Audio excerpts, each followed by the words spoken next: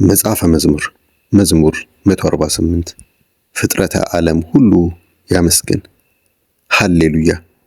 እግዚአብሔርን ከሰማያት አመስግኑት፣ በላይ በአርያም አመስግኑት። መላእክቱ ሁሉ አመስግኑት፣ ሰራዊቱ ሁሉ አመስግኑት።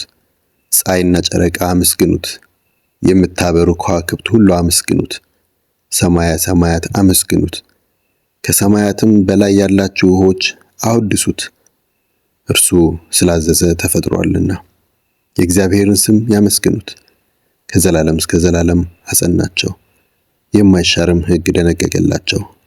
የባህር ውስጥ ግዙፍ ፍጥረትና ጥልቆች ሁሉ እግዚአብሔርን ከምድር አመስግኑት። እሳትና በረዶ፣ አመዳይና ጭጋግ፣ ትእዛዙንም የሚፈጽም አውሎ ንፋስ፣ ተራሮችና ኮረብቶች ሁሉ፣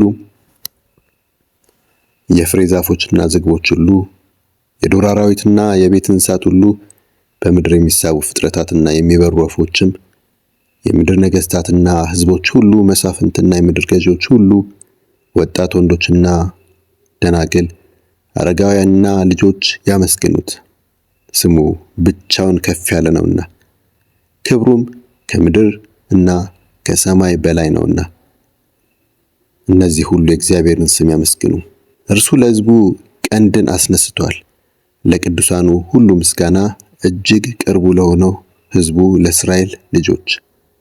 ሃሌሉያ!